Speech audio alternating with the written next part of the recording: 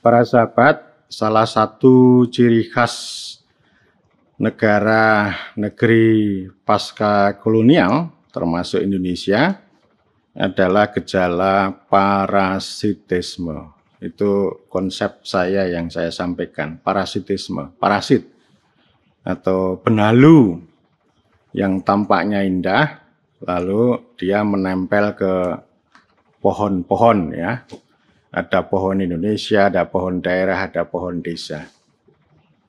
Nah, kalau kita mengikuti pikiran yang waras, yang cerdas dalam arti yang sebenarnya, dan bahkan juga kita mengikuti perintah konstitusi maupun mandat para pendiri bangsa, maka pohon-pohon ini harus menjadi kuat, menjadi besar, buahnya itu begitu banyak, akarnya juga kuat gitu.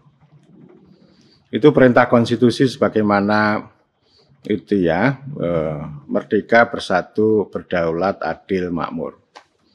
Itu pohon yang betul-betul kokoh, besar, dan bermanfaat bagi orang banyak. Tapi pohon itu ditempeli dengan parasit. Parasit itu apa?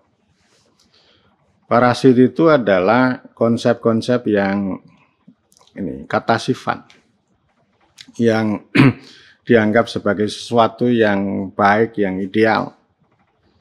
Lalu saya sebut sebagai teori resep. Teori resep ya. Contohnya apa? Contohnya desa ramah anak, desa digital, desa smart, desa cerdas, kemudian desa inklusif, good governance. Jadi banyak sekali ya, jadi kata-kata sifat yang dianggap sebagai teori resep, teori yang mereka yakini untuk menyelesaikan masalah terhadap pohon tadi. Yaitu soal cara pandang mereka. Mereka meyakini bahwa pohon itu ada banyak masalah gitu, sehingga ini ditembak dari satu sudut tertentu, dan satu sudut tertentu itulah yang saya sebut dengan kata sifat atau teori resep tadi. Itu datangnya dari barat ya, karena kalau orang pasca kolonial seperti kita ini, itu kan silau. Yang pokoknya kalau konsep dari barat itu mereka anggap sebagai canggih, modern, maju gitu. Lalu kalau yang datang dari lokal itu dianggap sebagai tahayul, jadul, dan sebagainya. Sehingga memang perlu diterobos. Banyak orang memandang kita sendiri, memandang republik, bahkan juga memandang desa itu punya mindset, punya cultural set yang itu jelek, masa lalu, ya, pokoknya yang jelek-jelek itulah, tahayul terbelakang. Sehingga yang datang dari barat itu, kata mereka lebih canggih. Itu namanya penyakit kolonial. Ya, sama juga orang Indonesia itu memuji warisan teknologi dan infrastruktur Belanda. Ada kereta, ada gedung, ada jembatan, dan lain-lain. Itu dipuji. Sebaliknya, kita juga mencaci, mengkritik warisan kebijakan, hukum, institusi dari Belanda.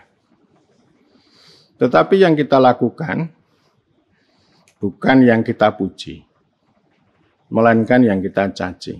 Yang kita caci itu dilaksanakan.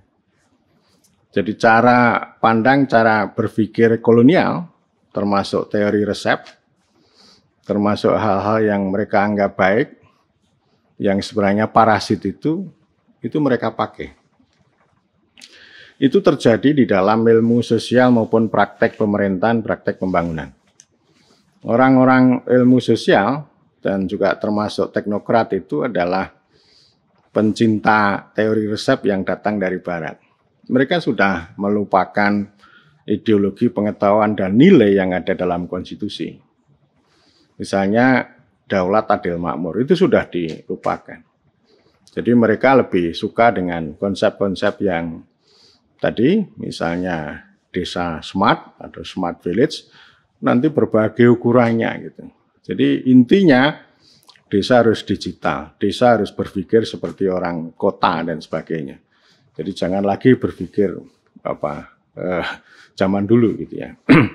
Atau namanya modernisasi ya.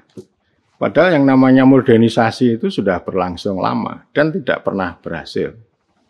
Karena memang ada kesenjangan antara kepentingan lokal dengan teori resep yang dibawa oleh orang-orang pintar yang bodoh. Istilah saya itu orang pintar yang bodoh. Jadi kalau ilmuwan sosial, praktisi, teknokrat itu mencintai teori resep, gitu, atau mencintai tadi kata-kata sifat, itu namanya ini ya. Jadi mereka tidak mengetahui, tidak mendalami terhadap fakta, terhadap aspirasi orang banyak. Jadi yang penting yang mereka pikirkan ini benar ini gitu. Ya, itu yang saya sebut sebagai orang pintar yang bodoh.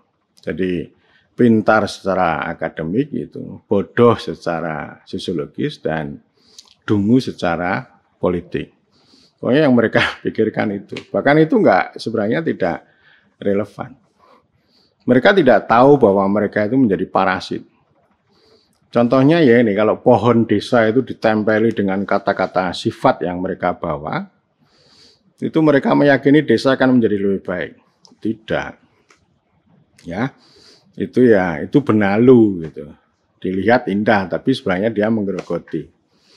Dan ini cara berpikir ini dikerjakan dalam penelitian, dalam pengabdian, pokoknya dalam segala hal. Dan ini dampak buruknya ada dua.